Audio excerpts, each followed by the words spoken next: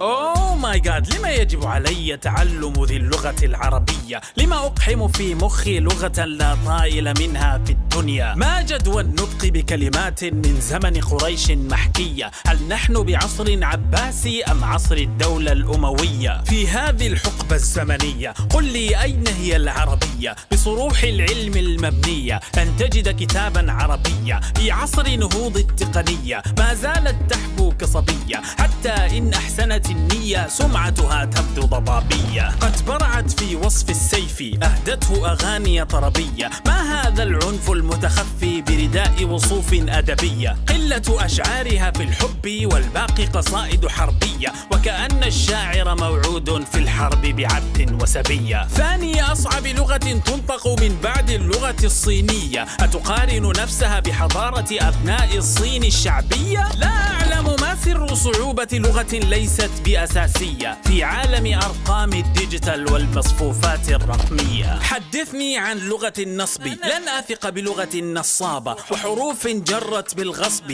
كلمات كان لها مهابة، مجهول يبني أفعالها بضمير مستتر غابة، فاعلها مرفوع دوما حتى لو يفعل بإنابة. أوه ماي جاد، للوصف الواحد كلمات أكثر من 1000 في نفس الوقت. ترى كلمة قد يوصف بها 100 وصف. لا أفهم منطق ذي اللغة، سأهجرها بلا ذرة أسف. وقت ثمين لن أصرفه عبثا في نحو أو صرف. أتحداك بأن تذكر لي إسهاماتها في الهندسة أو بعلوم فضاء الكون بتلسكوب أو بعدسة. كم مخترعا يتحدثها ليس لها أي منافسة. لو كانت تسهم في العلم لما نهملها في المدرسة. بئس حروفها إذ تتغير حسب مواقعها في الكلمة، تنفصل ببعض الكلمات وفي بعضها تبدو ملتئمة. لا بد لقارئها غصبا أن يجتهد وأن يلتزم بالإعراب، فإن لم يفعل لن نسمعه ولن نحترمه. لا تغتر بلغتك فلغتك اشتقت من بضع لغات. من فارس اقتبست أيضا، من بابل وصل لها زاد، حتى الهندية غذتها أعطتها بعض الكلمات. فأرحني من لغة النسخ وسلم لي على لغة الضاد. Face it man, your language dying. Why don't you just get rid of it? Stop whining, no point in crying. It's history, you need to get ahead of it. Oh my god, I'm not even lying. I'ma teach my kids how to benefit from a language that keeps them flying. For a better future, for a better fit.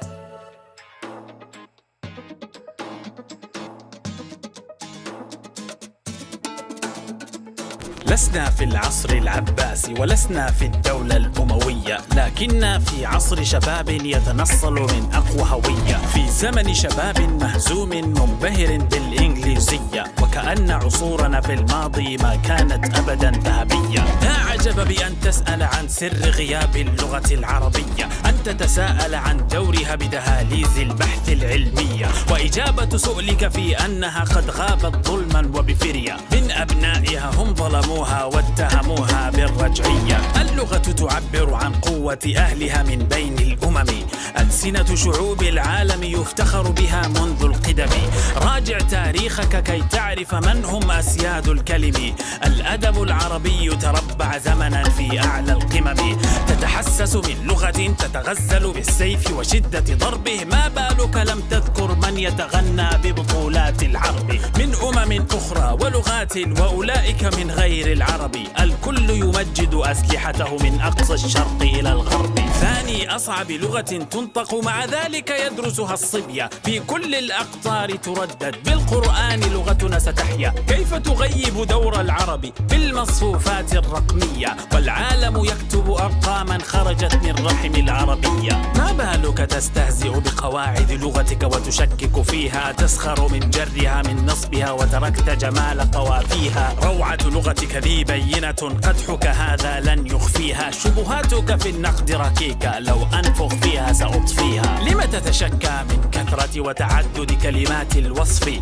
الأمر هنا كرداء إذ نلبسه حسب الظرف. لا تتوعد برحيلك عن لغتي وبغض الطرف. هجرك للغة صديقي لن يفقدها ذرة شرفي. لو تبحث عن إسهاماتها في العلم ستجد كثيرا، لكن للأسف هجرنا العلم وبات العلم أسيرا.